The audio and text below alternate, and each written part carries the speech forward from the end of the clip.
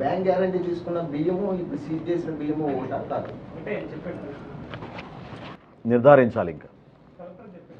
Okay, అది మీకు ప్రత్యేకంగా ఉండొచ్చు. వాస్తవం ఏంటంటే చెక్ పోస్టులు ఏర్పాటు చేశాం.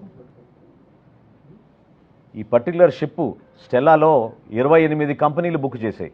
52,200 మెట్రిక్ టన్నులు ఈ షిప్ కెపాసిటీ. 28 కంపెనీలు బుక్ చేశాయి ఈ షిప్ని. ఇంకా ఇన్వెస్టిగేట్ చేయాల్సిన అవసరం ఖచ్చితంగా ఉంది. అది అయిన తర్వాత పూర్తి వివరాలు మీకు ఇస్తారు.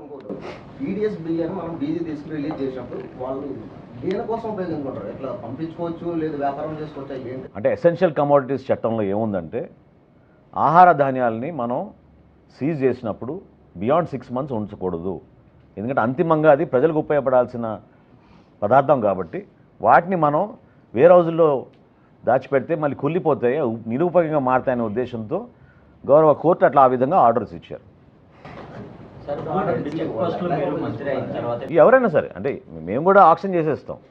పౌర సరఫరాల శాఖ నుంచి కూడా ఆక్షన్ చేస్తాం సీజ్ చేసిన బియ్యాన్ని. అది రూల్, అది ఎసెన్షియల్ కమోడిటీస్ యాక్ట్లో అది రూల్.